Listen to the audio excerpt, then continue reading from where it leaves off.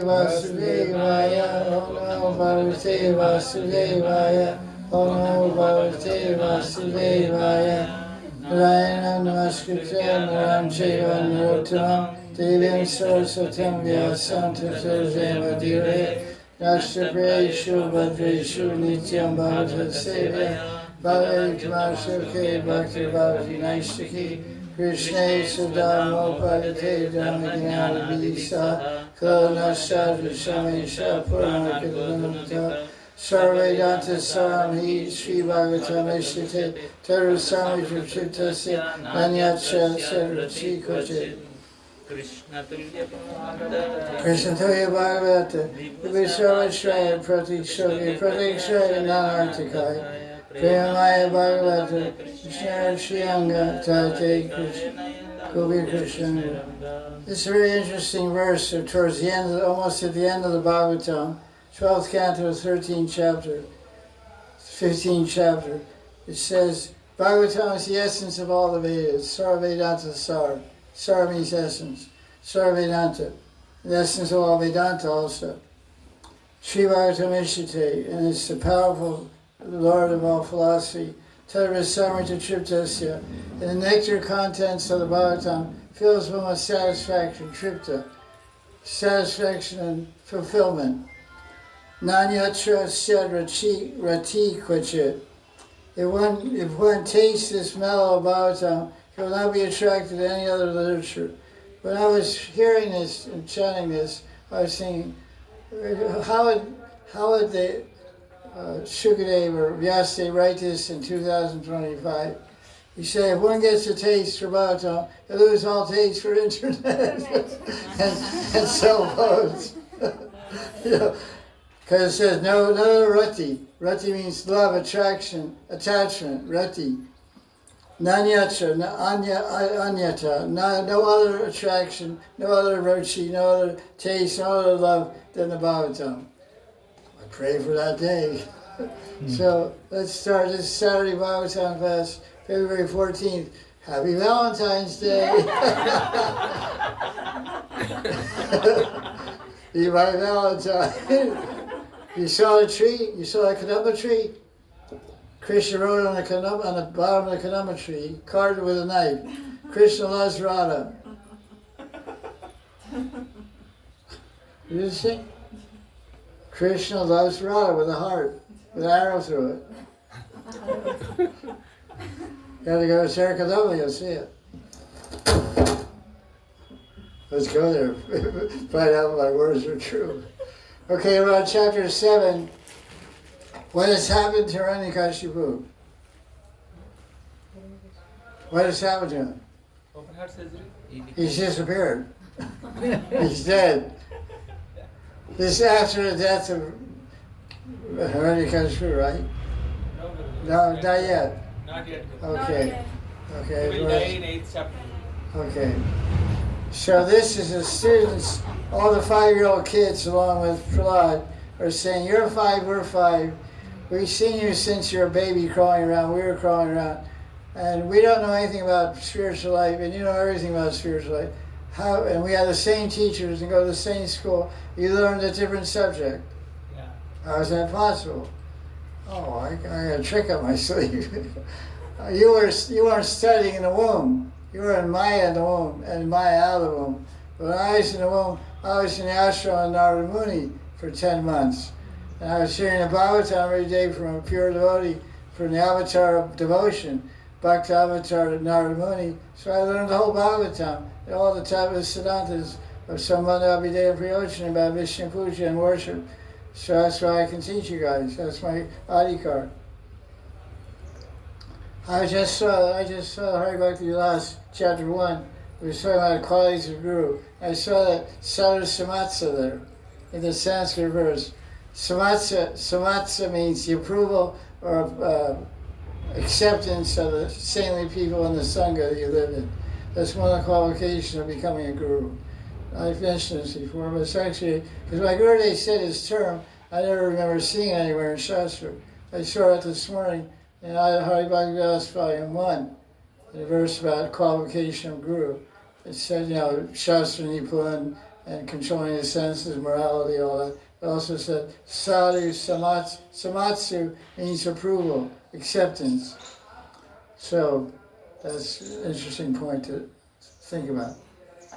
It's not just you have the scholastic ability and sense control and good moral behavior, but you have to have the acceptance of the Vaishnavas in the Sangha that you're moving in and the approval of them.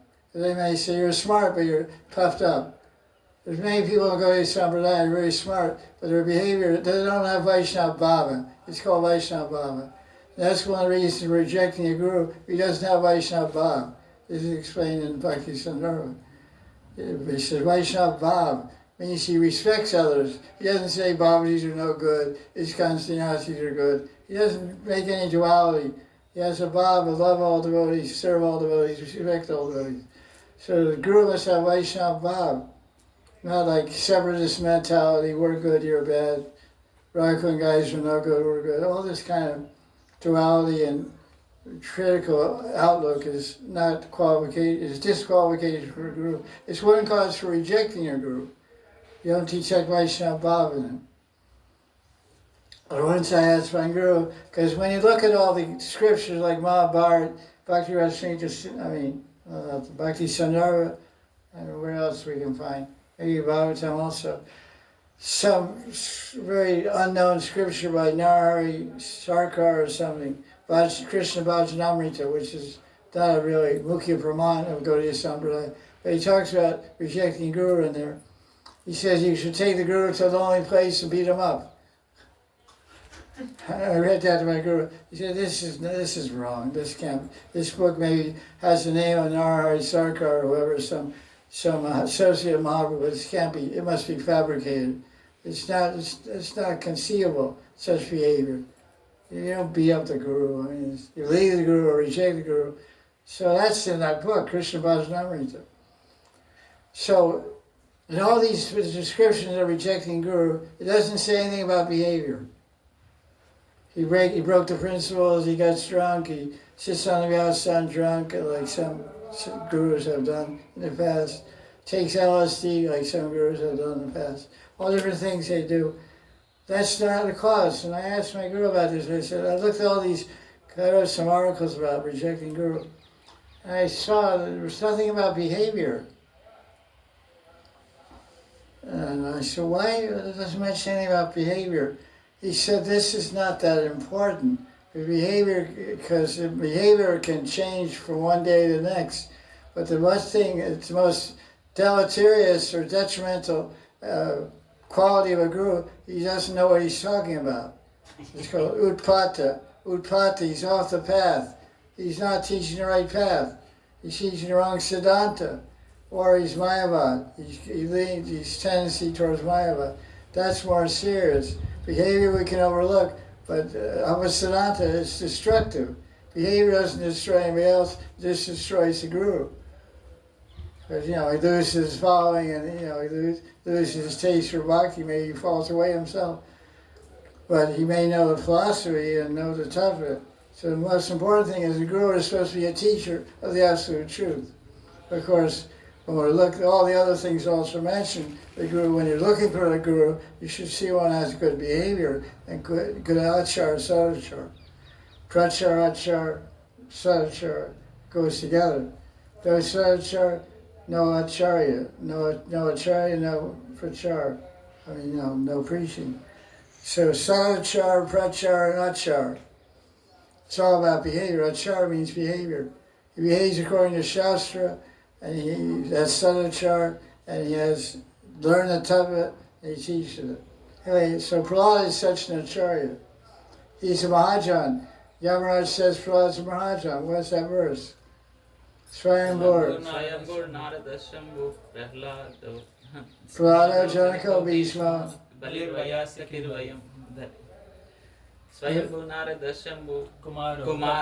Kumara Kapila Manu. Prahlada is a Mahajan. He's a great teacher of the spiritual truths of Vishnu Bhakti, Krishna Bhakti.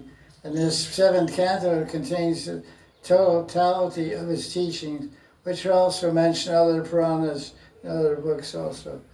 So this chapter 7, Prahlad describes the secret to his boyfriends, how he got this knowledge in the womb of his mother. So that shows the power of Harikatha for mothers and people who are married and have kids. They should saturate their kid from the age of 7 months in the womb. They should, the wife, oh, it's so hard to bear, I guess, all the Harikatha. But she should try to hear Bhagavatam and Harikatha day and night.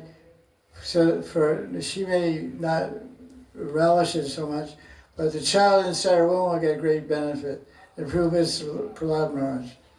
He was born in a demoniac family, but hearing that katha and having that association with a great Rasik, pure Vaishnava, he became a Premi Bhakta. Shortly after the birth, he wanted to know what he was before, because before, what was the last life of Prahlad Maharaj? Was he a Brahmin or what? Or Kshatriya, what was he? He was actually a caste, I don't know, Gurudev, but he is after a lover. Then they. He's what? He was after a girl. And He was a prostitute in the Shringa temple. He was abandoned in the Shringa temple, and he was looking for some place for a party. Yeah. He went there and cleaned the place, and they used their shutters and stuff to do Mandir Marchanando, which is the Lema Bhakti Arts Mark. They cleaned the temple and did what they do. And it happened to be the Srimad Chaturasi. That day they were there. They were so busy, preoccupied with their seva, they didn't sleep all night. They didn't drink water or eat. So they did the Srimad Chaturasi Jagrat in the Sringa temple after doing seva. So he went right to Vaikuntha after that. So what he was not what he became. So he became liberated, but somehow he came with another roop or something for the Nrsinga Leela.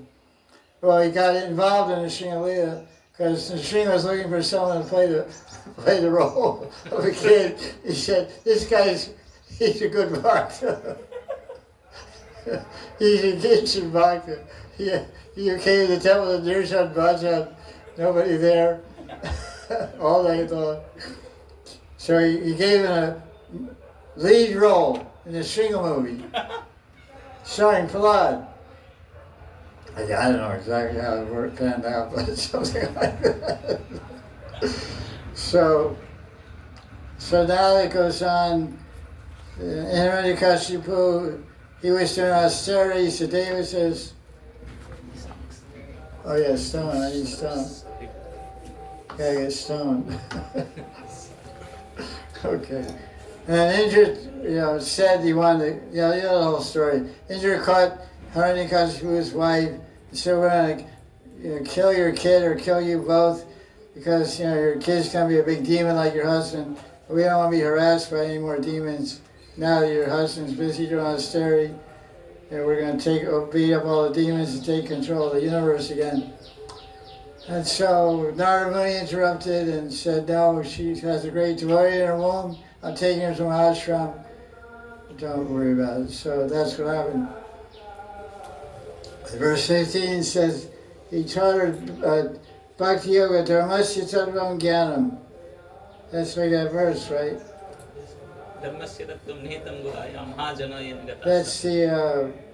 That's the verse from Mahabharata. Charko Pratishta.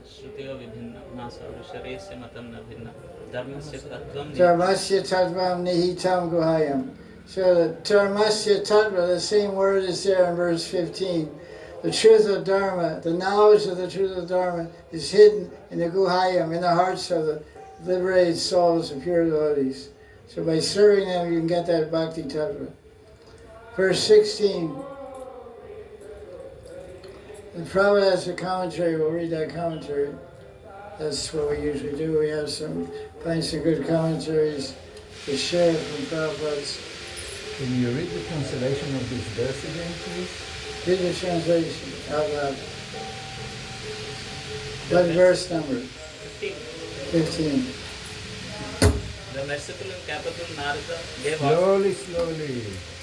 The merciful and capable Narada gave auspiciousness to her child and delivery after the arrival of her husband by teaching Bhakti Yoga and Bhakti Jnana to me and my mother.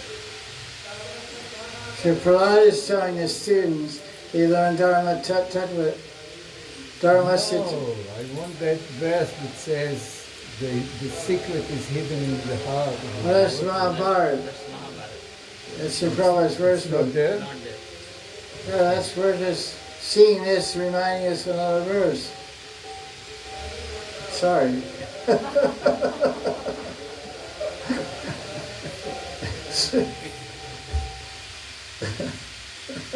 It's not part of the purport. Sorry about that. Okay, text 16. Let's see what it says here. I like this, what I want to say here, I have some footnote here. The main point of this verse is this word in the third line. What is that word? Rishinam Grihitam. Rishi Anugrihita. Anugraha means what? Compassion, mercy, kindness. Ma means me. A Rishi, a saint, Devarshi, Devarshi gave me compassion and mercy and blessed me. So Prabhupada says that Prahlad told him, the great sage Narada blessed me, so I didn't forget the teachings. So I quoted a verse here from I did a little research on this verse from what do you call it? From Nectar to Bhakti Sindhu, part 4, verse 36, where Rupa Goswami, well, some Purana is quoting, says, Naradasya prasadena shobham vasana naisargiki rati. Naisargiki rati, we had that word in the verse previously. We had that phrase, Naisargiki rati. What does it mean?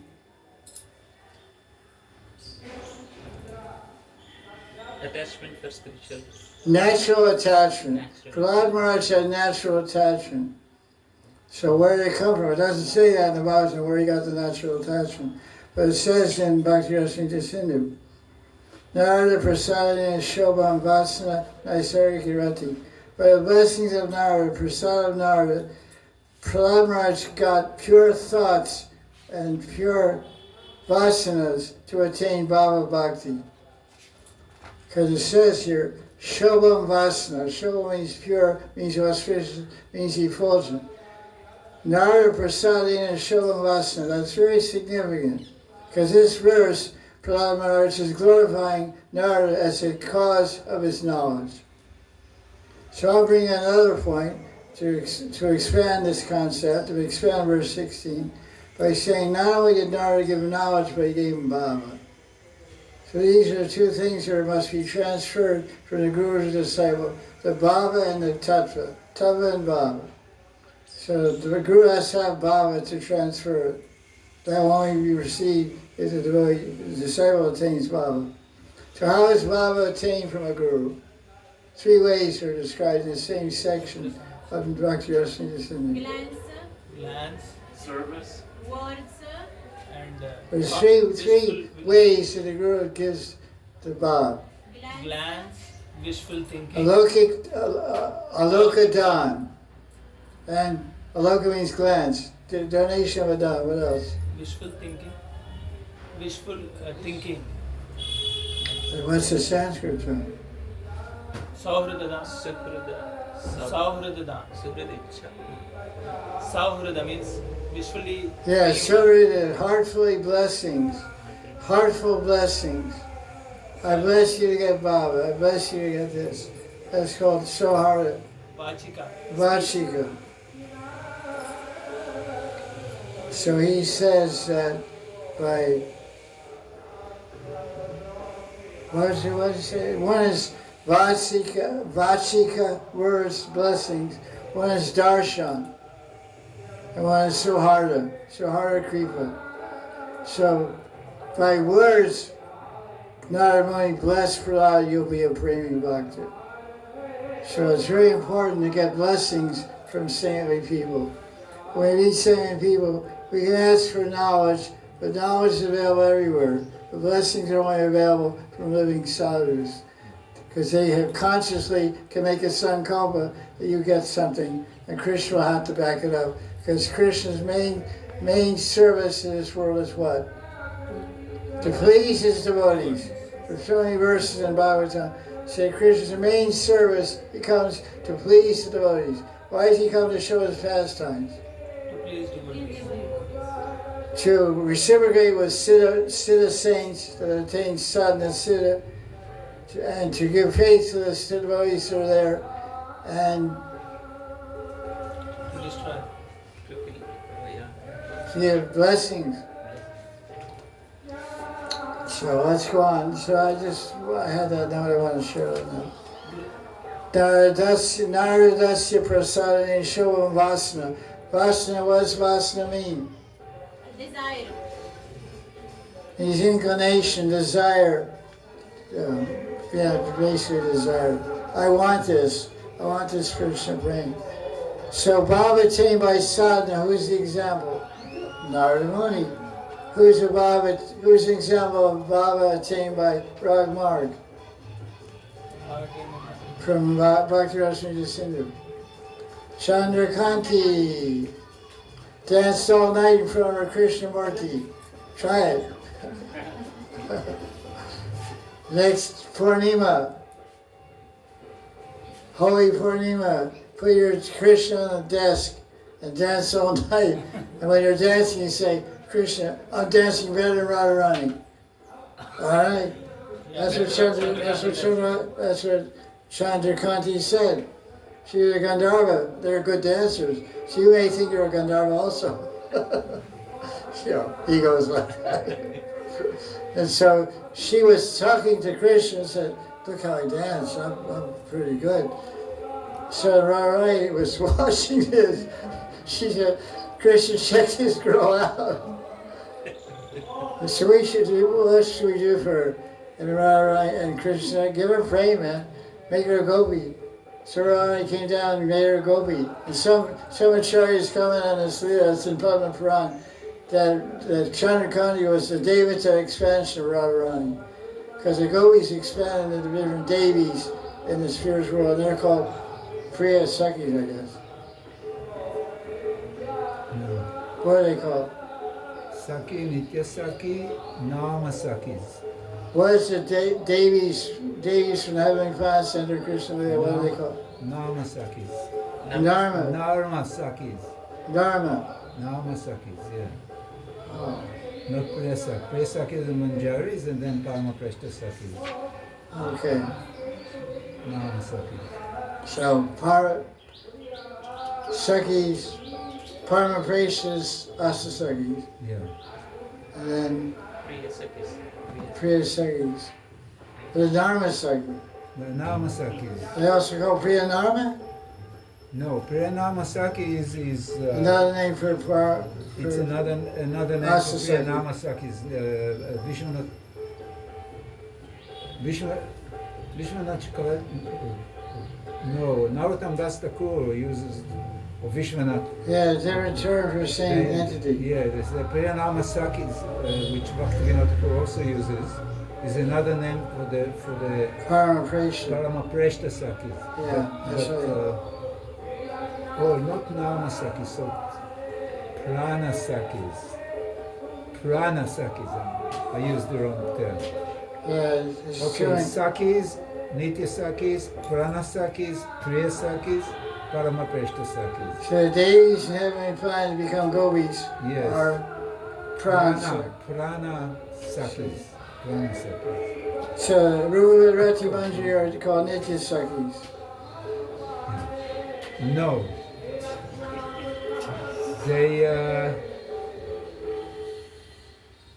usually most of the manjaris are nitya sakis, Yeah. but some of the manjaris who also have kantabhav are priya sakis. Yeah, that's true also. And in Ananga Manjari Samputika, when these manjaris are with Ananga Manjari, They also have Canto. They also have their own manjaris and they have direct relationship with Krishna. And Rupa Manjari and Rati Manjari are one of these. So there seem to be two different conceptions of... Yeah, Ananga Manjari Samputika is not so much widely accepted as a Gaudiya Siddhanta. Yes, it's controversial.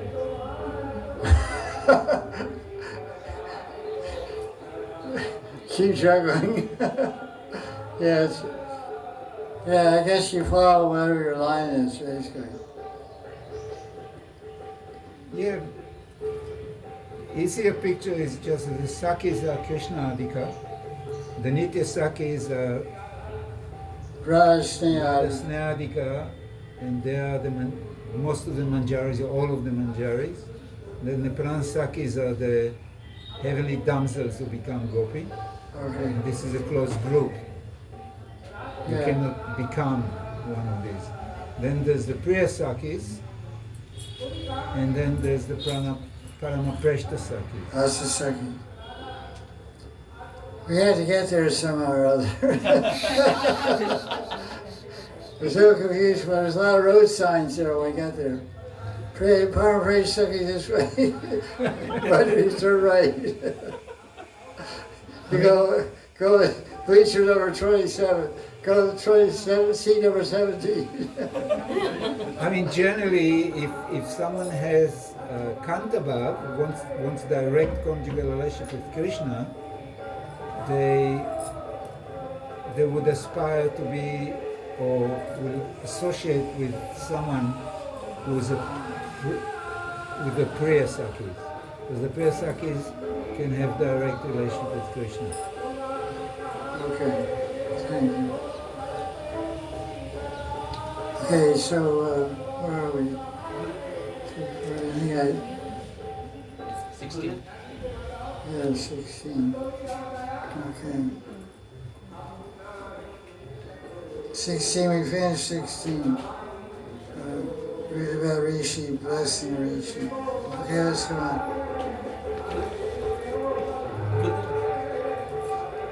Okay, verse 19, 20. It's very interesting. It talks about the Paramatma. Read the verse. Atma nityo vyaya shuddha eka kshetrajna ashraya avikriya swadrikhetur vyapako asangyanavrita ete dvadasha virvidvan atmano lakshanai parai aham mameti asadbhagam dehado mohajam tyajet. So, thank you. The translation, it says that Paramatma is most of these qualities apply to the Atma also.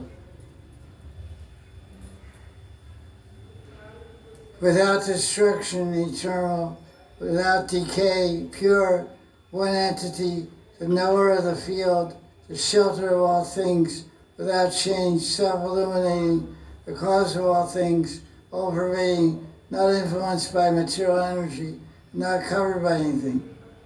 By contemplating these 12 features which distinguish Bhagavan from the Jiva, one should give up the false identity of me and mind related to the body arising from ignorance.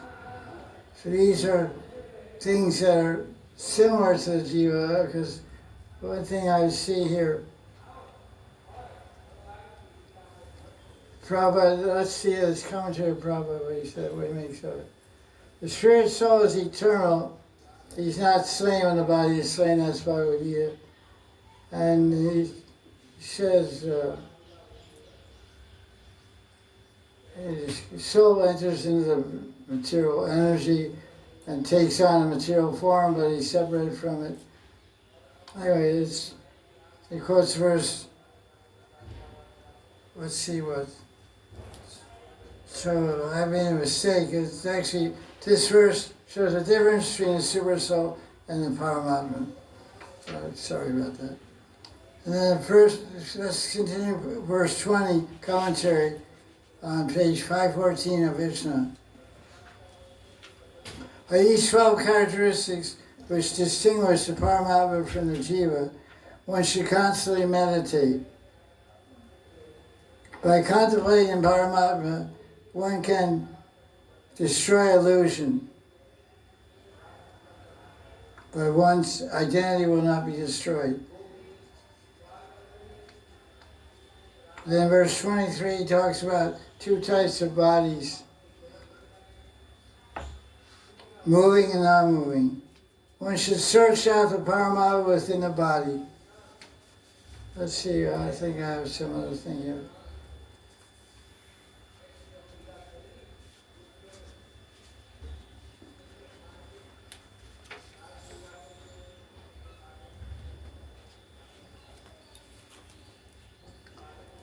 There are two kinds of bodies for every individual soul. A gross material body made of gross material elements, and a subtle body of mind, intelligence, ego. Everyone knows that. Within these bodies, however, is the spirit soul. One must try to find the soul by analysis, by saying, this is not it, this is not it. That's quoted in the verse, neti neti. Neti means not iti. It's not this. An expert study of the whole body, we can understand that within the body is spirit soul. It's a basic review of basic Atma Tattva again. When you study this, you reject all the material elements that combine to make the body and try to find out the soul in the body. The soul never mixes with the material bodily elements, which means the soul never mixes with the mind. So all the thoughts we have, all the desires we have, are extraneous to the Atma. That's interesting because usually our ego identity is in the material mind. I am mind. Even as some philosopher said, I think, therefore I am. Descartes. Just Descartes, some French or Spanish philosopher, I don't know who he was. But he said, I think, therefore I am. But it's not exactly correct, because that's, I think, therefore I am. I am part of God, that's why I'm part and parcel of the transcendental reality, that's why I exist.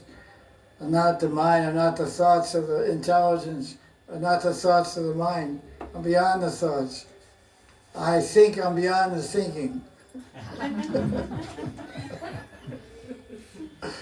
I think I'm beyond thinking. Because we think all kinds of crazy things. Are you those crazy things?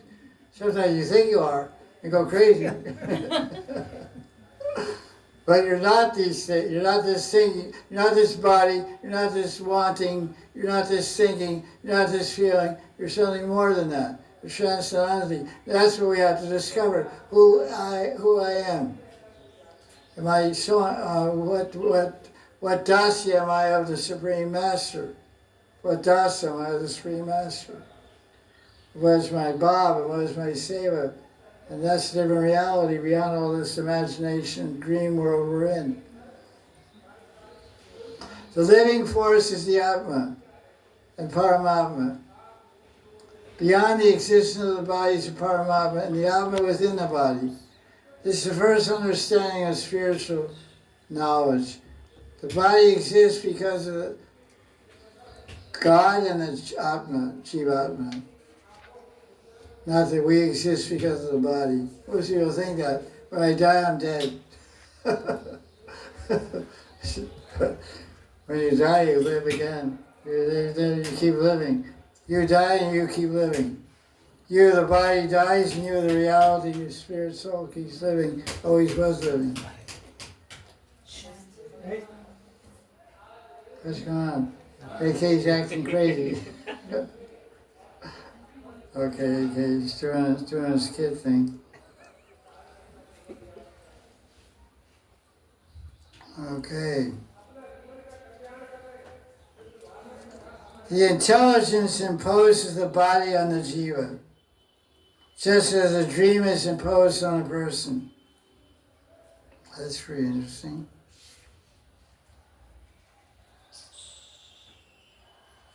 Okay, let's see verse number 31. Read the Sanskrit, it's a pretty good verse here. श्रद्धया तत्कथायां च कीर्तनैर्गुणकर्मणां तत्पदां पादां गुरुहध्यानात् तल्लिङ्गेक्षार्हनादिभिः. So who's speaking these verses anyway? Narada Muni to Yudhishthira Maharaj. Narada Muni to This verse is Prahlad Maharaj to Prahlad Maharaj is speaking this verse about how he got his knowledge. One performs bhakti yoga by service to the Guru. Guru Shu Shu Shaya Bhaktya. Sarvalabda Arpanena. Arpan, all kinds of services. Offering everyone everything one possesses. Sarvalabda. Labda means attainments, possessions, money, power, intelligence, talents. Sarvalabda Arpan. Arpan means worship. Well, the famous phrase in Hindi. Guru Arpan. Man Guru Samarpan. Man Tan Dan Guru Samarpan. So it means everything. Arpan means to offer, worship. Worship and offer everything to the Guru. Your mind, your body, your words. Man Tan Dan. Your talent, your wealth, Dan. Your abilities. Wealth means what you've accumulated. So what have you accumulated after 40 years? So much talent, so much knowledge, so much abilities. So that's a part of your dan, that's your wealth. Knowledge is the greatest wealth. Beauty also is a wealth, and power and strength, all these are wealths. Aishwarya, vibhutis. So that's dan, and man means mind, thinking, feeling, willing for Guru. And tan means body. Hands engaged in service, Guru, feet engaged, everything engaged. So, by associating with devotees of good conduct, by worshipping Krishna with faith in Harikatha and chanting Krishna's good qualities and leelas, and meditating on Krishna, and having darshan of Thakurji, making offerings, all this is a way to perform bhakti yoga. So it's Sangena Sarabhaktanam. That's a very nice phrase. Associating with sadhus. This is part of bhakti. These are angas of bhakti described in 3 verses. Rati Bhava arises from serving the Guru, such as bathing the Guru and massaging the Guru, offering with love and devotion everything one collects, without desiring for gaining recognition. By associating with devotees of proper conduct, sadhu bhaktanam, sangena. That's interesting. Conduct is important here. As you take on the qualities of your association. So you're hanging out with bad guys, you become a bad guy. Hanging out with good guys, you become a good guy. Pretty common sense. Interesting verse 32. Hari sarveshu bhuteshu bhagavan asta ishvara iti bhutani manasa kamaistai sarumanayat. By mind, saruman, one should respect all living beings with their individual desires. Bhutani manasa kamai. Thinking that Krishna is in the heart of everyone. So everybody has all kinds of crazy desires, so we have to respect that and remember that Krishna is in their heart. So sometimes we think the person is no good, but Krishna is there trying to help them become good. So eventually they will become good, hopefully. That's the idea. Bhakti is performed in these ways, with these mentalities, verse 33, by giving up lust, anger, greed, illusion, pride, and hatred. By this, one can attain rati for Krishna, bhava for Krishna. So Narada Muni speaking all this, or Prahlad is giving hints to his fellow classmates. He's a 5-year-old guru. You see a lot of times on internet some kids from Vrindavan giving Bhagavad Saptaka classes. Like 10 years old, 9 years old, really young guys. You ever seen? Really, some scars from last night. It said Pundariko Swami gave his first sutra, he was 7 years old or something. Pundariko Swami, famous guru and Gaudiya Vaishnava Radharaman Mandir Sevite. And his grandfather was Atul Krishna Goswami.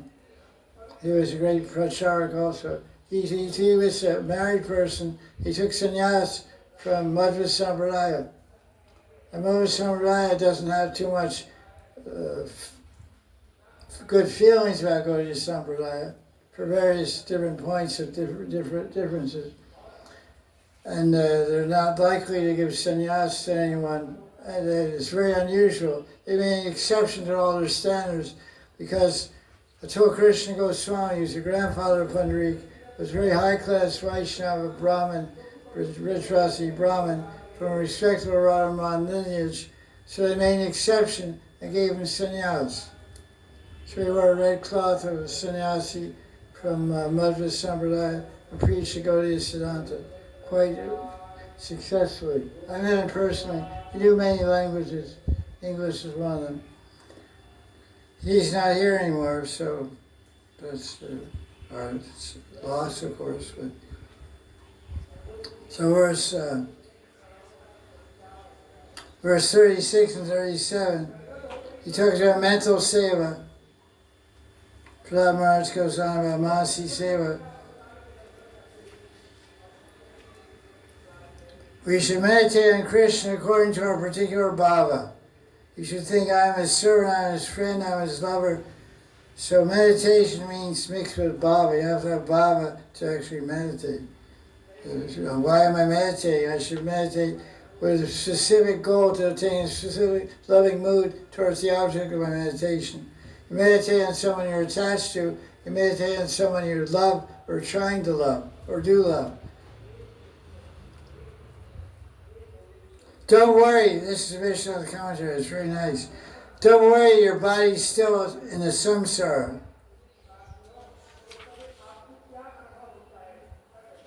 Because by continuing to do bhakti, all your material samskaras will be destroyed and your material desires will be destroyed.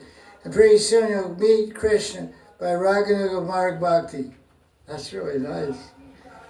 It says right there, Rag Marg Bhakti.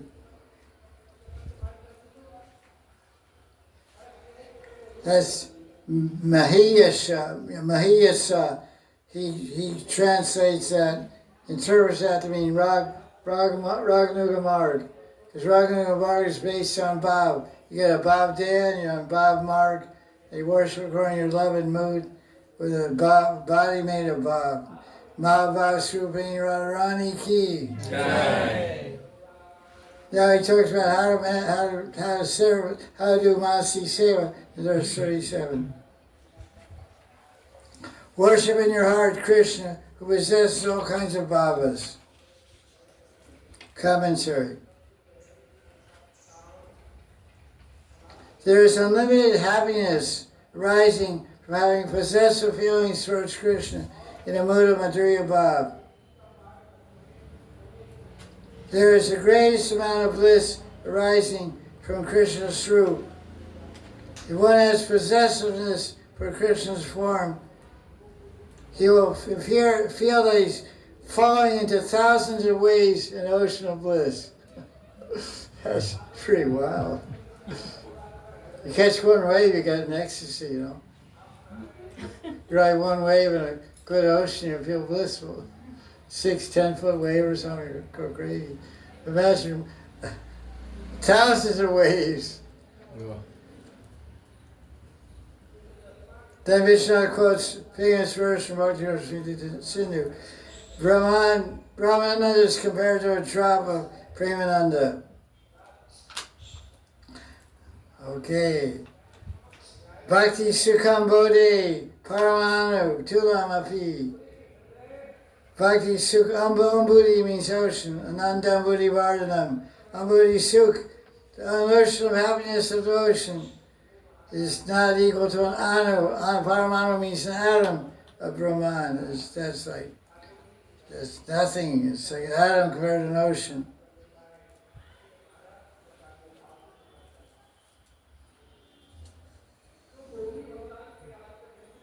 Verse 38. It's really funny. It says, "Oh, Asura Balaka." Maharaj said, "Oh, Asura Balaka, oh, you demon kids." Asura Balaka, Bala, Bala Krishna. Oh, Asura Balaka, you demon kids. You demon voice. It's not difficult to worship Krishna. He's a friend. He's in your heart. There's no difficulty worshiping a friend.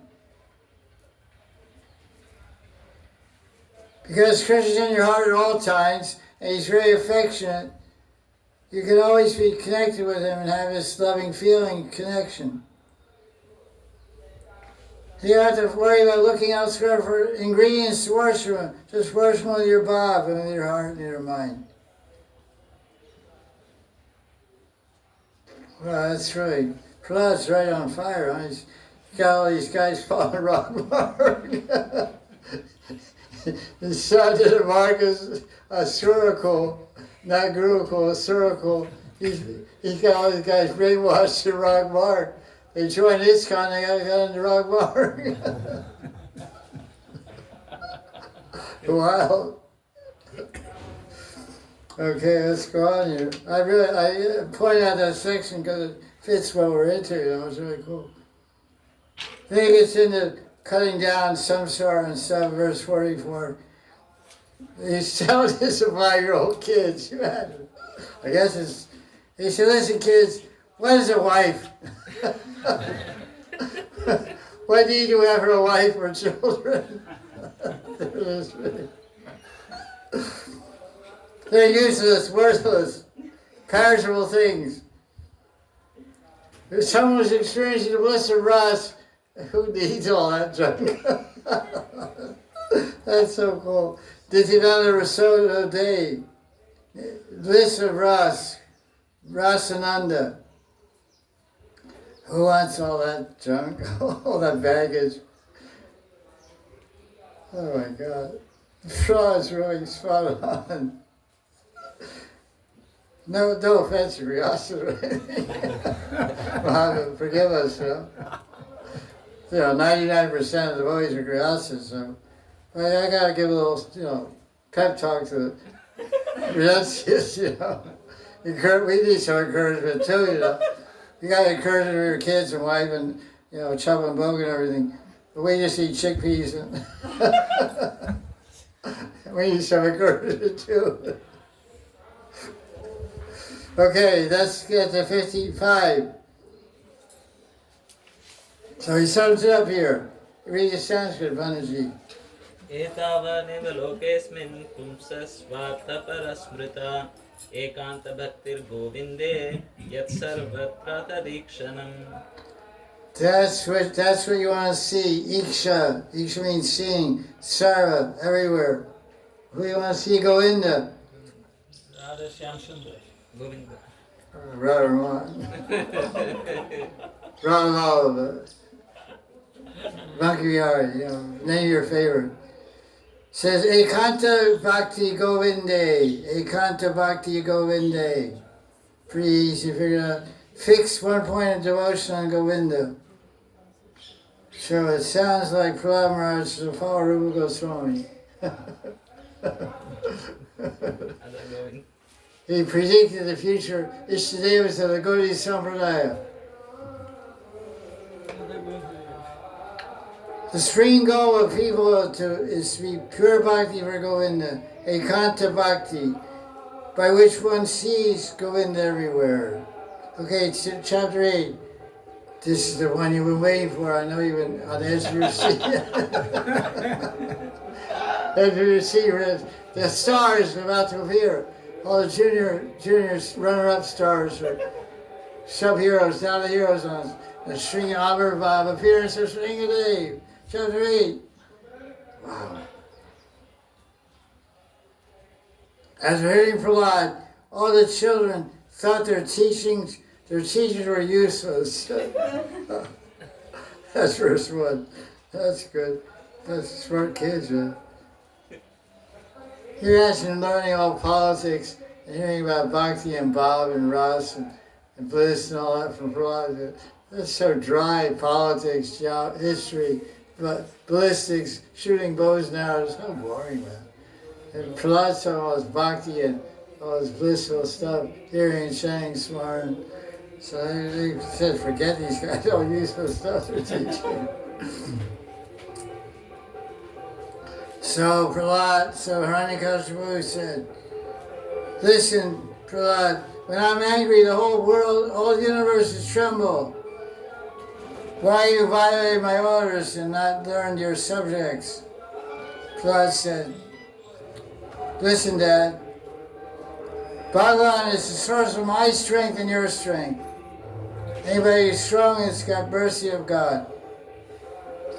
So, what do you think of that? Feel of your demoniac nature. Make your mind cool, peaceful, and equal in all things. There's any enemies except your mind. Can you imagine you're a 5-year-old kid barking at you like that? Big Dad, in a high-pitched voice, Big Daddy, keep cool, keep peaceful. Samamana, keep a balanced mind. The only enemy is your mind. Control your mind, which is deviating. Worship Ananta Bhagavan. And Hiranyakashipu said, you fool. What nonsense you're talking. Hiranyakashipu said, what nonsense you're talking, man. You're crazy, man. You're most unfortunate. Manda Sumanda Abhagya. You're saying there's somebody controlling the universe besides me. Where is he? Is he in his pillar? Uh-oh. Things are heating up now. He's in a pillar by Joshi. Watch out, you're going.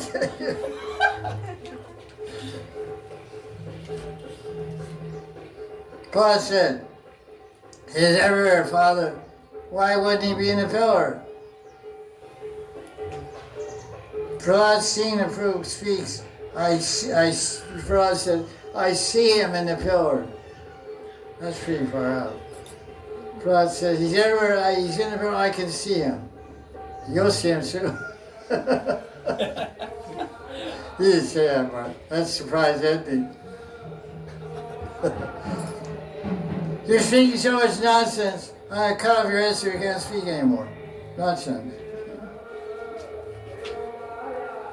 Then Hiranyakashipu struck his fist against the column, hit the column.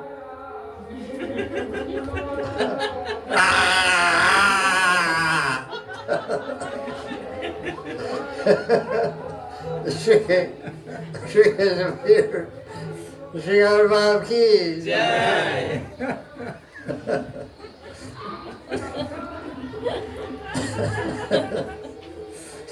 Satya Vedatum Nijabritya Bhashitam. Nijabritya Bhashitam. What the slaves say is true. Britya means servant. Ekala Ishvara Krishna Arasabhya Britya. There's one supreme controller, everyone else is a servant Britya. Britya Bhashya. The slaves' words. Bhashya. Bhashita means language words.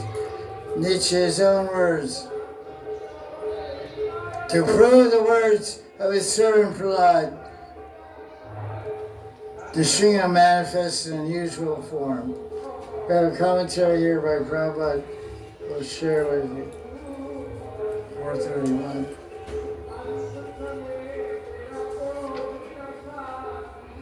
These classes are great. They've had one subtitle 10 days ago, now another one back to back. Satyam Vidatam. Satyam Vidatam. Truth. Prove the truth. There's a very, very important line in this verse 17, chapter 8. It shows that behind the Harikatha Vatsak, behind the Pracharak, behind the preacher, behind the Guru, behind the the devotee who's talking to Krishna because Krishna's there. This verse proves it. Satyam Vedatam Nijabritya Bhashitam. The language of the preacher is backed up by God. Satyam Vedatam. To prove the truth, whatever the Guru says, Krishna will make it happen. The Guru said, Bhagavan's in the column. That was the statement of the Guru. Prahlad's the Guru in Mahajan. He told his students, he told his father that. So now Krishna has to prove it. So the Guru said, you'll see Krishna in his life. Krishna had to prove the words of the Guru. Vedatam. He had to make Satyam Vedatam to prove the truth of the words of the Guru. That's why I said, as I said 10 minutes ago, we should always seek blessings of devotees. Like people, the last couple months, different people come and visit me from different places of the world because they have Christmas vacation. So they come from Singapore, America, Australia, Europe, mostly Indian couples, mostly Indian people. They follow me on Facebook or whatever. And they said things like, can you give me a blessing? I said, what blessing do you want? I asked for a blessing. They said, what blessing do you want? They said, I want to live in Vrindavan. So I put my hand in it and I said, bless you, live in this life in Radhakund. So now they only have to see what happens. What happened or not. Because the person I said it to, she was grown up and she had a 25-year-old son. She was her son and husband from Australia, Indian guys from Australia. They said, I was here in class, I was a teenager living in Vrindavan with my family, and they moved to Australia. I used to hear classes in Krishna Bhagavan Mandir when I was 12 and 13. I always had appreciation. I've been following her ever since. She got initiated by some other guru of this kind. But she got been following your teaching through my life and soul since the last 30 years, 30 years. She about 40, 25, 30 years. And I haven't gotten a chance to meet you all this time, so I wanted to come. She was so sincere, her husband's so sincere. So I said, okay, bless you, we're not good. So let's see what happens. It happens sometimes like that. Because the devotees have power. Satyam Vidatam Nija Britya Bhashitam. Every devotee is a servant of Krishna, Britya, and his words, his language is backed up by Bhagavan. That's what I want to make of this verse. To prove, Krishna says, to prove the words of his servant, make them truth, make the truth visible, Krishna appeared. That's the significant point of this verse I want to emphasize. Because that's the whole thing. How does the Guru get power? How does the Guru get power to give Ashirvad? Where does the power to give Ashirvad or blessing come from? From Bhagavan. That's why he say he's a Kripa Shakti Murti. The Vaishnava Acharya is a Murti of Kripa. Who's Kripa? Bhagavan Kripa. The Kripa originates from Bhagavan and is expressed through the devotee. It's distributed through the devotee. It's the only place you can get it. That's one power Krishna doesn't distribute himself personally. He distributes through his devotees.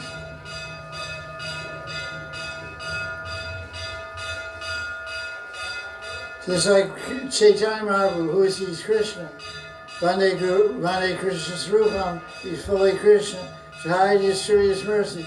Through Gadadhara, through Nityananda, through Advaita, through his appointed representatives, and through the six Goswamis. He didn't give it directly. Just like a rich king, they want to distribute charity in his kingdom. He may tell his ministers, he said, listen, I want you to go to every house in the kingdom, give them a bag of 100 gold coins, because it's Diwali. I want to give a gift to everyone on Diwali. So the king doesn't personally go, but it's his called 100 coins are from him. Because some people say, how do you know Lord Chaitanya preached to the Pranali and all these things? Because he did it through the six Goswamis, through Narottam Thakur. He put his prema in the Padma River in Bangladesh Lord Chaitanya was teaching Sanskrit there. And he bathed there, and while he's bathing in the Padma River, which is a branch of Ganga, he chanted, Narottam, Narottam. There is Narottam. He said there's a jiva coming soon in this area of Bangladesh, or whatever it was called, East Bengal at the time. And he will be called Narottam. He'll be a great person. He'll distribute Radha Krishna Prem around Bharatvarsha. So part of that distribution is to distribute Rag Marg and Manjari Bab and all that thing. So that's the gift, that Kripa, that gift of Narottam is directly coming from Chaitanya Mahaprabhu. So Narottam is an empowered agent of Chaitanya Mahaprabhu, like Advaita, like Adhara, like Nityananda, and so many others that are mentioned in Chaitanya Charitamrita, branches of the tree that are distributing the prem of Radha Krishna on behalf of Lord Gauranga. So the king doesn't distribute gold coins personally, but through his arrangement of ministers. So Chaitanya and Krishna don't distribute praying directly, but they do it through their representatives, gurus, and Nityaparishads. Okay, so now it explains all the guys that are scaredy cats. You know what a scaredy cat is? Yes, fearful. It's American slang. Scaredy cat just means someone who's afraid to fight. So these are all the guys that ran away from Honeycountry Group. The Petries, the Siddhas, the Vidyadharas, the snakes. The snakes are afraid of. The Madhus, the Prajapatis, the Gandharvas, Apsaras, Charmers, Yakshas, Kimpurushas, Vitalas, Kinnaras, the Chokidars of Vishnu. They ran away too. Sudanda Kamuda. That was so funny. Oh no, seriously, they ran away from the Shrigade. Sorry. Because the other chapters said they all ran away from her. Indra ran away, everybody ran away, except Brahma, Vishnu, and Shiva. So the same thing is here. Everybody ran away but Brahma, Indra, and Shiva. But here it says, and the verse says, Narada Muni is telling Yudhisthira, the Devas is headed by Brahma, Indra, and Shiva all ran away. I don't think it was correct. Shiva, Vishnu, that doesn't sound right to me. Let me see what Prabhupada says here. They might have done it for fun. That doesn't feel right to me. Why did Vishnu run away? Shiva's run away. Shiva threw one hair on the ground, scaring the Srinivas. I don't know, maybe your Srinivas is pretty. I guess Krishna running away from himself. The Srinivas just don't ask to Krishna. Let's hear what Prabhupada said.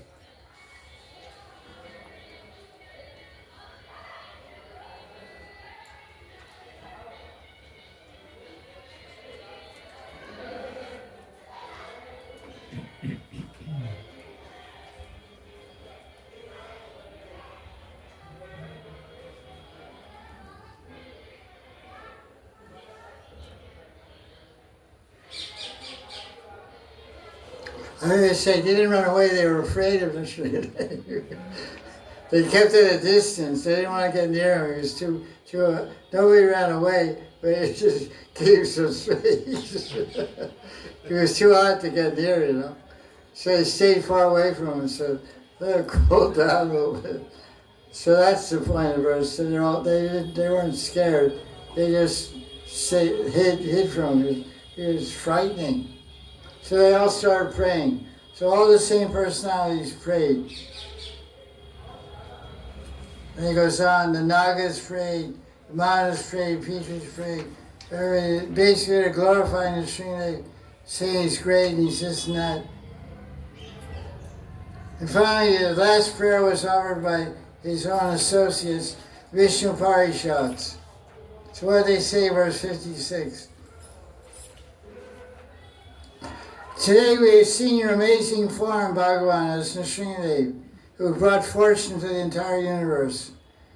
We can understand that this demon was formerly your servant, who was cursed by the Kumaras. You killed him as an act of mercy. Who was Hiranyakashipu? Jaya and Vijay. So that's the end of chapter 8. Now we have chapter 9.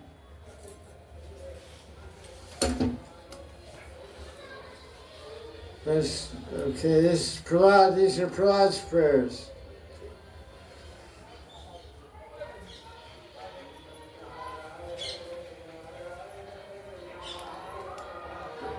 Brahma ordered Prahlad to offer prayers to pacify Nishini, who was extremely angry after killing Hiranyakashipu.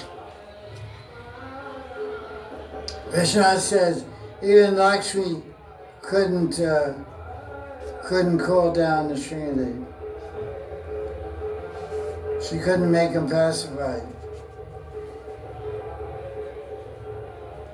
Prahlad understood. No, everyone was afraid to approach him.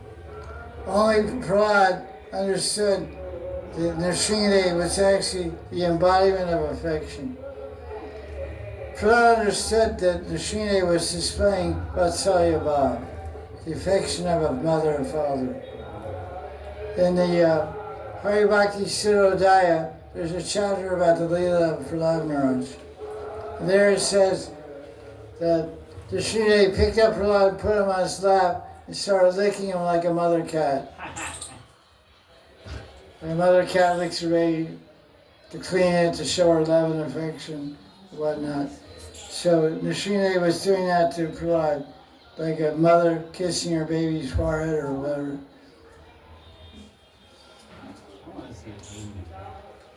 We have a commentary here by Prabhupada, same verse number 2.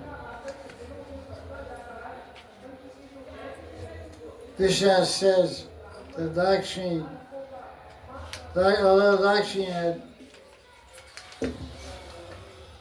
verse number 2, Lakshmi knew that Nrsimha was her husband because she saw because she saw in previous kalpa, her husband Narayan also adopted the form of Nrsimha. But Lord Nrsimha wanted Lakshmi to relish Adbhuta Guna Ras, so he showed her this form.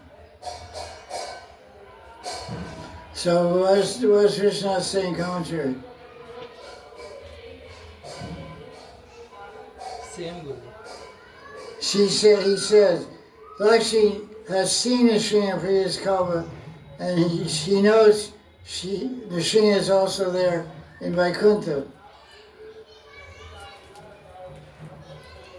But Leela Shakti gave her a taste of Bhutaras, a little of astonishment. So it was like a Halloween costume. Like it's Halloween, husband goes out and buys a monster mask. Goes to the door doing trick or treat or something like that. Knocks on the door of your house. He tells he's going to work overtime. And he gets his monster mask and because the door, it scares the hell out of the wife, So the Sri was scared the hell out of Lakshmi. So he put on this monster mask, Sringadev, and came, she got a Bhutara, amazing, astonishment, wow, I was scared. Plus, he's just acting, it's nothing big, He's my brother, nothing to be afraid of. Advaita Vachirtam Ananda Mananta Rupam, unlimited forms. She never saw such a wonderful, extraordinary form. Okay, let's go on here. The Prabhupada has all kinds of prayers about doing things.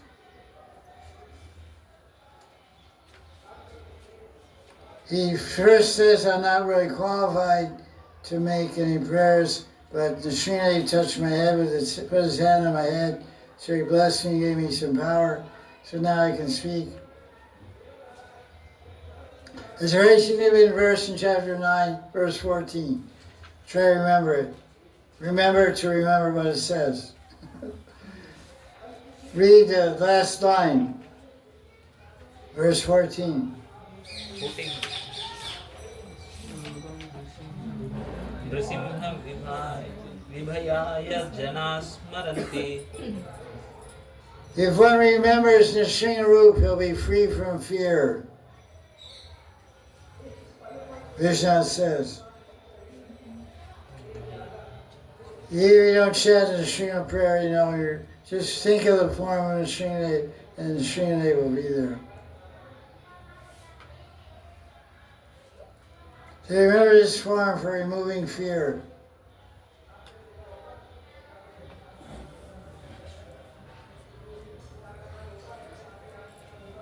The Nrsimha doesn't have to appear personally to protect anyone. That's good. Makes a big mess of the living room now. Your father comes to your living room to destroy your father. big mess to clean up. He said, just by remembering this form, the demons become frightened and die. So that's good to remember when different demons are harassing you, like your husband and wife, etc.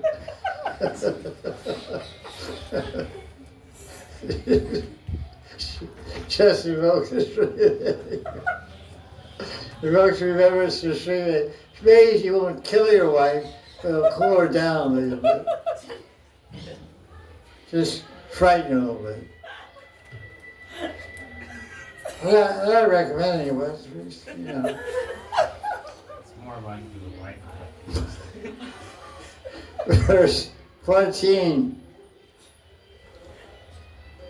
His God's prayers.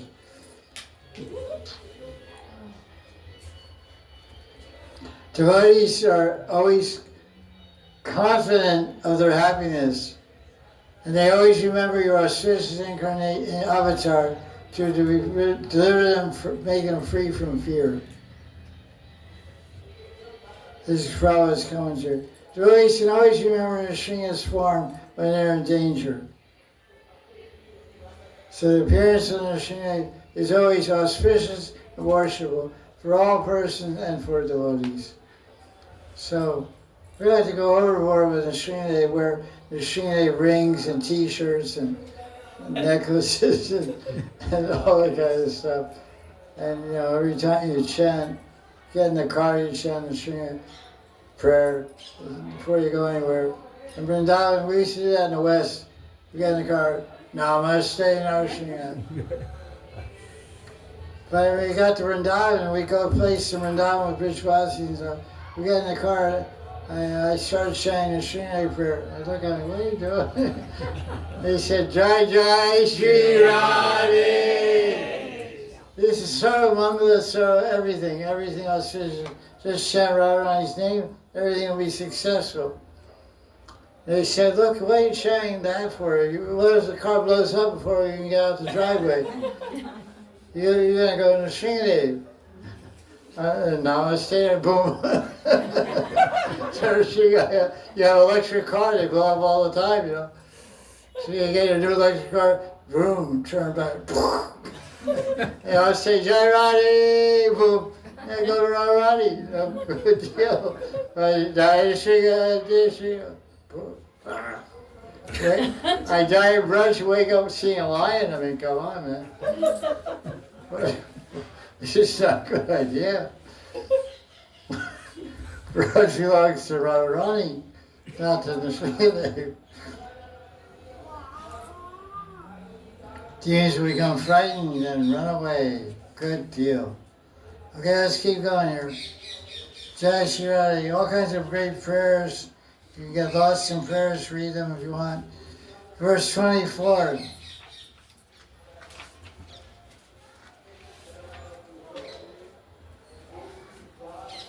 So Nrsimha offered him some blessings and boons, and God said, I don't really want anything, man. I don't want any objects, I don't want a lifespan, wealth, power, sense grad. I don't want anything. I just want, this is the best part here, Tanabritam Ham Ashish Gan. I want to be near your servants. I want to be on the side of your servant. That's really far out. Because in Padma Purana describes how Narada Muni became Naradi Gopi. By bathing in Narada Kund and maybe Krishna's river also. Sometimes it's described both ways. But he did tapasya in Narada Kund down the road at the bank on side of Govardhan. Yogamaya came and he blessed him and he dipped him in Krishna's river, came up as a gopi, and he got to see Radha and Krishna together in Raslila. So Narada became a gopi, his brother Shiva became a gopi. So when we say by the side, this is the meditation Rag Marg. That Sadhaka is always thinking I'm on the side of my Guru Sakhi. I'm on the left-hand side of my Guru Sakhi. My Guru Sakhi is on the right side. So Prahlad Maharaj is saying he wants to be on the left-hand side of Narada Sakhi, Narada Gopi. We can think like that. He says, where do I want to be? I want to be on the side of my Guru. Tara Pritam Aham Ashish. I want the blessings that I'm near my master. My body is next to my master. So what do you want? The Srinivas asked. He said, I don't want anything. I know that being at the side of your servant is the best place to be. That's really very, very touching. And it describes the intimacy. Krishna has an uncanny ability to enter the hearts of Bhagavan and devotees and bring out the real bondage of love and exchange of bhava between the two. And this is really what the whole thing is about. It's an exchange of love between Krishna and his devotees, and devotees and devotees, and devotees and Krishna. So this is the main thing to find out about Prahlad Maharaj, is how he exchanged love with his Guru, and how he exchanged love with the Sringadev. He was in Vatsalya Rati. Vatsalya Rati was Bhagavan and Dasya with his Guru. So let's see what we have. What verse at 24? Huh? So let's see how Prabhupada handles this. Prahlad Maharaj said to Nrsimhadev when he offered him so many blessings,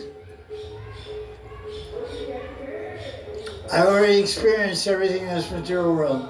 I had it all, I did it all. I'm fed up with it. I don't want any of it. I just want to be in touch with your pure devotees. Let me serve your sincere servant. The Prabhupada's commentary is very interesting. By studying Bhagavatam, every intelligent person can get an experience like that of Prahlad Maharaj. One should not care for the intelligent man or person should care to experience the happiness of the Atma, not the body. It's very interesting. Thus Prahlad Maharaj prays in the Srinivas to place him in touch with the pure devotee instead of awarding him material opulence. Everyone who's intelligent should follow the example of Prahlad Maharaj. In other words, Prabhupada is telling every intelligent person in the material world should get next to a guru. Should find a guru and stay close to their side. Dijatana Vishisham, be near him. In Brihad Bhagavatam, Sanatana Goswami explains how Prahlad lives in different places. He lives in Sutala Loka with the grandson of Bali. That's the grandson of Bali, I guess. And the planet is full of demons, but not pure devotees. So he also resides in Vaikuntha. He has one form of Vaikuntha. I met someone yesterday who was from England, who was staying in Shidas Ashram. I don't know his name, but he's a professor. He studied Oxford and Cambridge about Sanskrit. He studied Sanskrit, really highly educated person. He's married with his wife and another couple who were friends.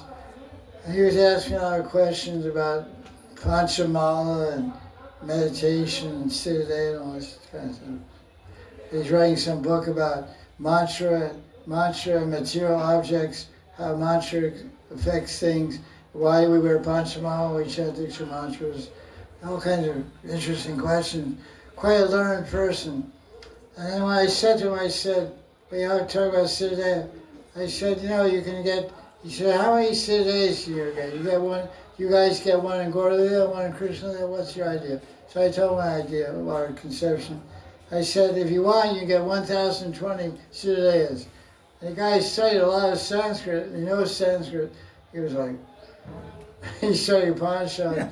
He was like, his eyes fell out of his head. He said, and then I came at him like really surprised him. I said, it's in Chandogya Upanishad, chapter 7, part 7, chapter 26, verse 2. Because I looked it up just recently. It's quoted in, I told him it's quoted in Brahma Sutra commentary by Baladev Vidyabhushan. His commentary in the 4th part, he describes about the Siddhayas. The Siddha saint, one is perfect in bhajan, it can contain 1 Siddhaya, 2, 3, 4, 5, 100, 1,000, 1,020. It's all in Sanskrit. The verse from Chandogya Upanishad, the number is there in Bala Swami's edition. So I have a copy of Chandogya Upanishad in English. I looked it up this morning. It was there. I told the guy, he saw me look that up. He was really fired up. He said, let's look at the Sanskrit. I said, okay, go ahead, look. I was very confident. I felt myself, I was pretty smart because I knew so he was like highly educated, Oxford graduate, Cambridge. So I said, what are you doing here? But he picked up something he didn't know about, so that was pretty good. What's his name? I don't know. I never asked you his name. I don't really care that much. So they come and go, you know. I just remember this guy. He's a nice guy. Is it Gora Sundar by any chance? He had a big beard. That's the easy giveaway. He had a big beard. No, not Gora. Gora Hardy? No. Not that British guy. I don't know. He had a big beard. Sundar Gopal, who used to be with Narayan Maharaj. Maybe you know. He studied in Oxford. Yeah, you know something. He had a big white beard. So like Santa Claus.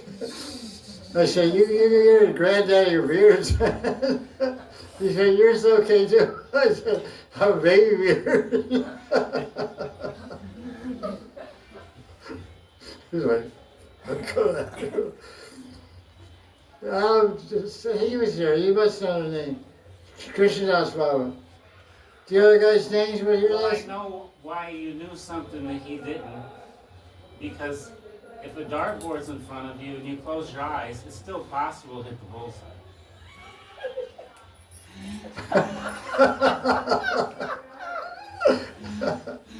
But I don't know his name. He came with him, you know. He introduced me to him. He doesn't know who they are. I'm not good with names. I know Radha's name. Yeah, don't forget that one. No way. Anyway, it's a nice guy. It's super smart guy and serious guy. Nice family. And it was fun. So, okay, so what do you want? I want to be by my guru. That's what I said, basically. That's what Prabhupada said. Let me see if I got it all. It seems 24. Yeah, that's about it. Prahlad Maharaj rejected cities, mukti, bhukti, city, everything. Just wanted to be underneath the guidance of a pure devotee. So that's a nice example of Prahlad Maharaj. Okay, let's go on here. Who said that? Prabhupada or Prahlad Maharaj? What I say. The commentary is Prabhupada. Prahlad said he rejected all the things. And Prahlad says in the verse, it's basically what Prahlad told Nrsimha. I don't want worldly opulence, I don't want mystic power, I don't want long life, I don't want material pleasures, they're even available to Brahma. They're all destroyed in time. I just wish to keep me in touch with a pure devotee as his servant. Basically the same thing. So he values sadhu sangha over everything else. Bhukti Mukti, what's that verse? Bhukti Mukti. Bhukti Mukti Siddhikama Sakala Shanta Krishna Bhakta Nishkama Atayeva Shanta. Krishna Bhakta Nishkam. Nishkam means he has no material desires. He's always shanti, peaceful.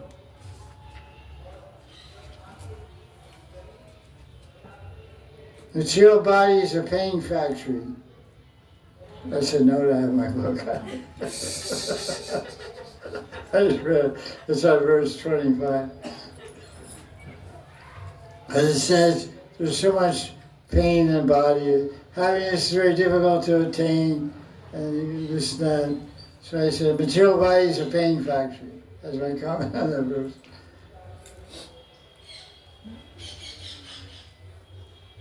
So now that's very interesting. Verse 26. Padmakara Prasada. Padmakara, kara means hand, Padma means lotus, Prasada means mercy.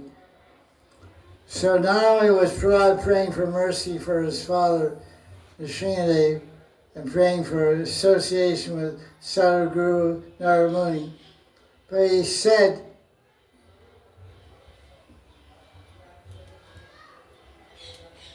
you never put your hand on the head of Shiva or Brahma or Lakshmi, but you put it on mine. How fortunate I am.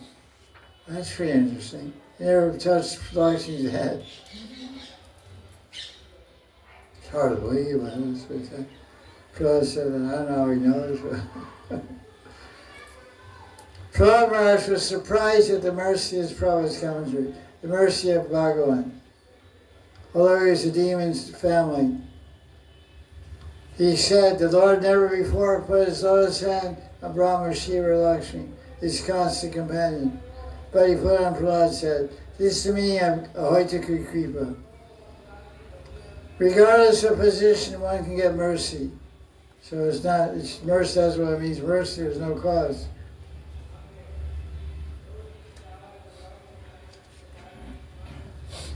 Prabhupada's commentary. In other words, Bhakti Yoga is so great that even when low-born people offer service to Bhagavan, that's more valuable in the service of the goddess of fortune. Well, that's pretty bold. So he's saying that low-born, assuming that Prahlad Maharaj, because he's born into a Mannaya family, so being born in a Vatsayavana family may be equivalent to being born into a Mannaya family. So as Prahlad served, Bhagavan got a blessing on his head, so even people will get a blessing like Prahlad, even though they have low birth. That's basically what he's saying. Which wasn't offered to Lakshmi. Anyway, Lakshmi, I'd rather be Lakshmi than low-born. She's massaging his feet all the time, sitting with him all the time. Okay, let's see here. Look at this verse number 27.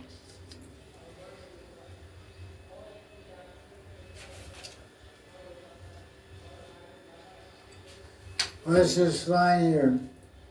It says, Sam sevaya suratura eva prasada. Krishna gives his mercy according to the degree of service offered by the devotee. Surataro means the desire tree in Vaikuntha, which offers anything one desires. Prasad means blessings, benediction. Seva Anurupa means according to the service one renders Bhagavan. Some Seva. Prabhupada's commentary. According to the service the devotee offers, one automatically receives blessings from Krishna.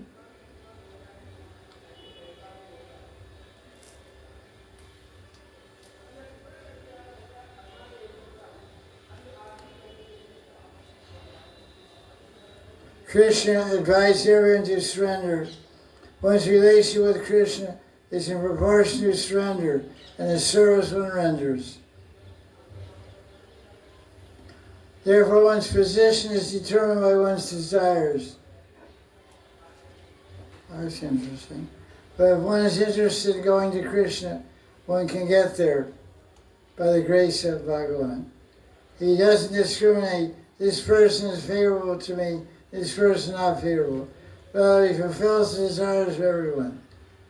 Therefore, Shastras say, whatever a kama sarva kama, whether we have desire, no desire, all free desires, worship Krishna, get success. Okay, let's see anything other key verses.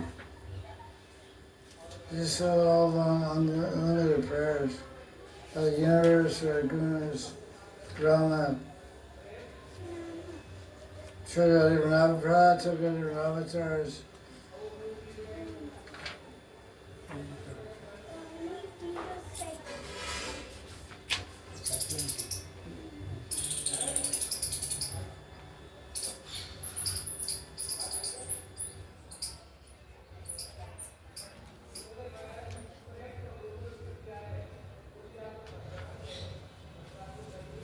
Verse 43, he says, Maharaj said, I'm not afraid of the material world or crossing over the material ocean. I'm worried about people that are turned against you, that are absorbed in Maya. I'm worried about their deliverance. Prabhupada has, let me see what Prabhupada says about that.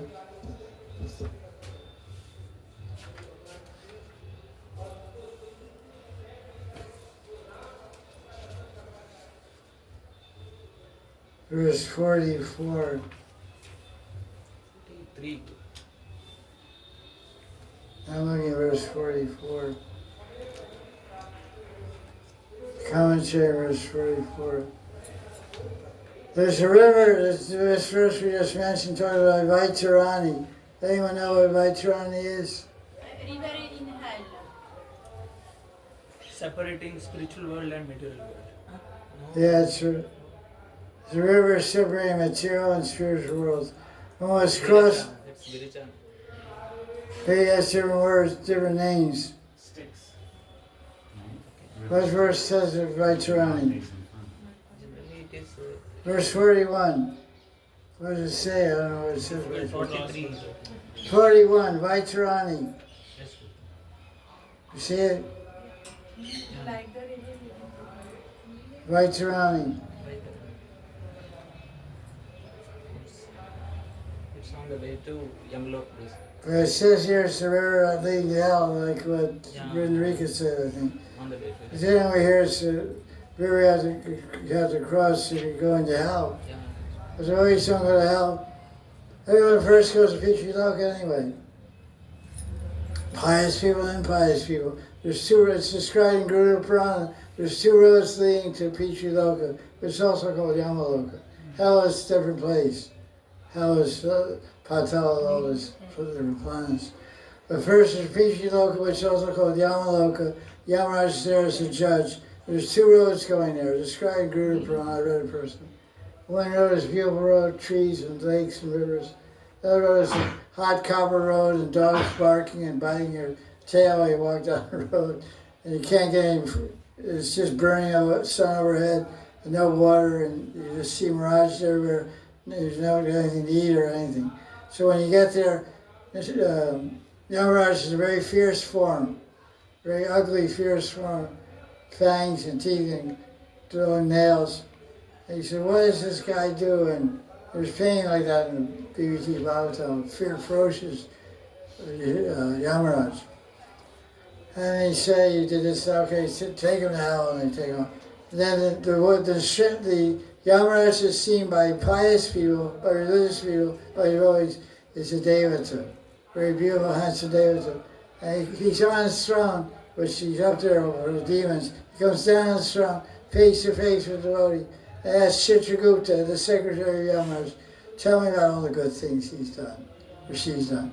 Well, they clean the bathroom, the ashram. They sell books. They preach, they do this. Oh, you're a good girl. Okay, go to Krishna. It's like the stopover place, they say, in Guru Purana. So, Vaitarani River separates hell from, it separates Pishiloka, Swarloka, all the planets from the hellish region. It's separated by Vaitarani River. Prabhupada is not afraid to swim across that. But he's not going to hell, that's why. I mean, that's why he's not afraid, because he's not going there. Let's see if I have any comments you have. I already said I'm only concerned for other people. You worry about other people. Okay. My dear Sringadev, there's many sane persons that only care about their own liberation.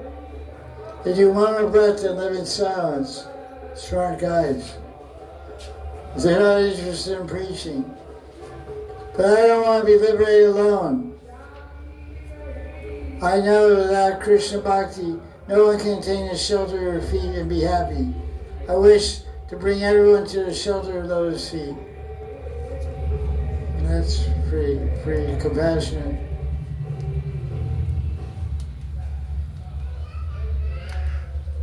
I have a question. It says that these rishis that only care about self-liberation and not preaching, they want to go to the forest.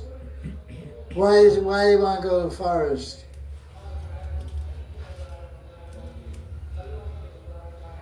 What do they generally say about the forest? To escape from the Mode of devotees. goodness. They usually say the forest is out of goodness. To escape the association of all. I always heard like this. I heard the forest is a mode of goodness, the brothel and the prostitute house and the bars, they're in a mode of ignorance, and the temple is Vaikuntha. I heard like this. So I discussed this verse with my guru. He said, this is not what it means, the forest is a mode of goodness. Because in the forest, there are trees and animals, they're all in the mode of ignorance. They can't move and there's all they're sleep, like monkeys sleep 18 hours a day or 20 hours a day, live in the forest. Most living animals, they're bears, hibernate for 6 months. Forest bears.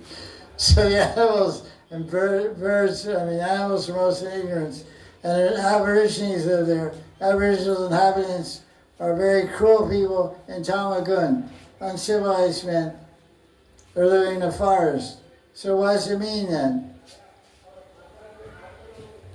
It means the forest, there's less rittis or ways of distraction.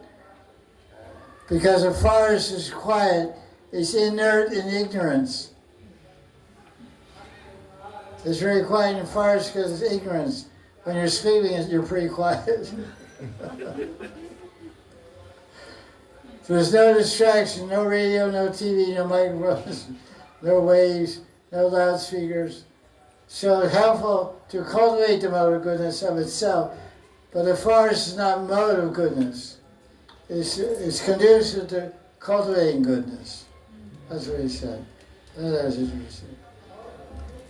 You go in a cave, in one cave you're there, cultivating the mode of goodness, and the next door cave is a bear. He's totally in ignorance, sleeping his story and keeping you awake for 6 months. That's just a side point, something to think about. So we're in Vrindavan, which is full of noise. 24 hours a day. Well, actually, after a while, for 5 years you complain. For the next 5 years you tolerate. For the next 5 years you're wondering if you want to stay here or not. After 35 years have passed, it's bliss. Noise is bliss. I mean, you're 39 years without leaving. That's a long time. I haven't left India in 39 years. So something's gone crazy. Either India or me. I think it's me. They're already crazy. I joined them. They have a phrase in English, if you can't fight them, join them. Like your wife, you can't fight her, just take her side, take her side, okay, you're right. I quit, he said, she said, he said. And sometimes these guys are on the roof, neighbors, husband and wife are on the roof. Wives will say, oh my God, everybody else is on the roof watching. It's like a prize fight. They yell and talk for 3 hours, and everybody's waiting for 3 hours to fly for action. No action, there's a lot of talk. Then they go downstairs and have breakfast. They go downstairs and eat breakfast. All the yelling's over. They have a good appetite. village talk, village arguments, you know. You said this, you said that, you lazy mother, don't work.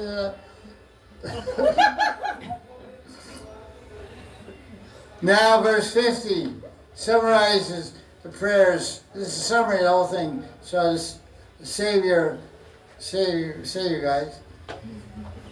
This is the essence of Prabhupada's 50 prayers, which we didn't go through.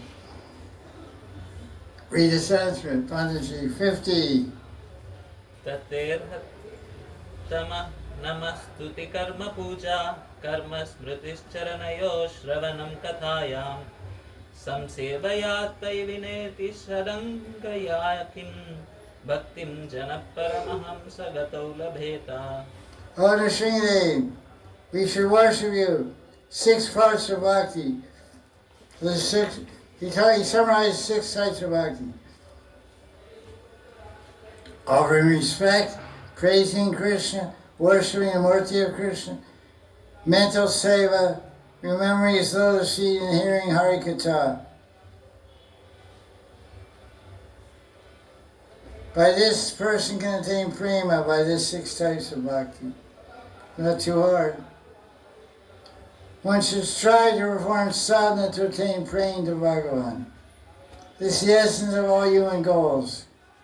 Offering respects, offering praises, worshipping deity, doing menial service and mental service also, remembering those feet and hearing about you. That's all we have to do to attain praying. Pretty simple, pretty easy. So it's easy and blissful. Anyone can do it. Children, old people, anyone. That's the beauty of bhakti. Such a beautiful path. Too bad more people don't take it up. That's their only lamentation. It's not too popular. Everyone's loving everything but God. Anyway, we feel bad about that, but what to do? Destiny. So who ends the chapter here? Narada Muni steps in and gives blessing, and who's saying here?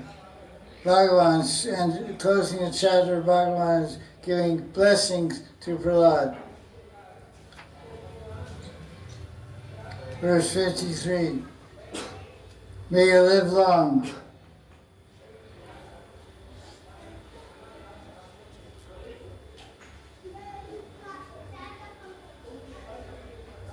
By having my darshan, you will never suffer again from unfulfilled desires, because the only desire was to have darshan of Krishna, and it was fulfilled.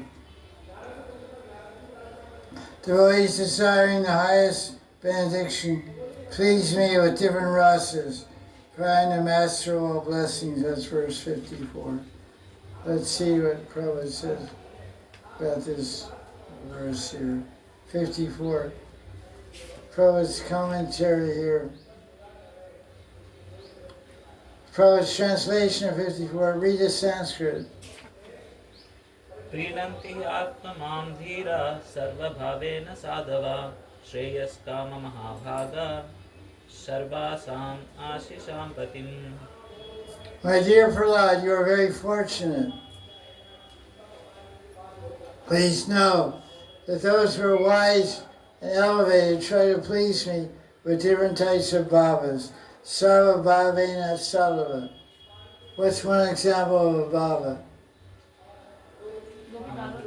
Madhurya bhava, Madhura bhava. For I am the only person who fulfills the desires of everyone. Dhyara sarva bhavena mean? Dhyara sarva bhavena. It means bhav is the final division before one reaches prema. Sarva bhav means one can love Krishna in different levels of bhava. Sakya, Vatsya, Madhurya. Our main business is to love Krishna and serve him in Madhurya bhav.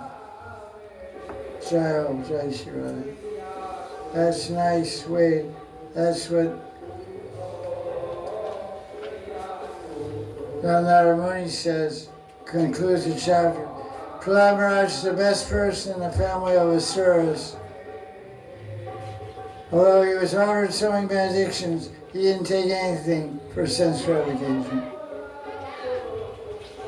So that's it for chapter 6, 7, 8, and 9. So next week we'll do 10, 11, and 12. Srimad Bhagavatam Mahaprabhu Ki Prasad.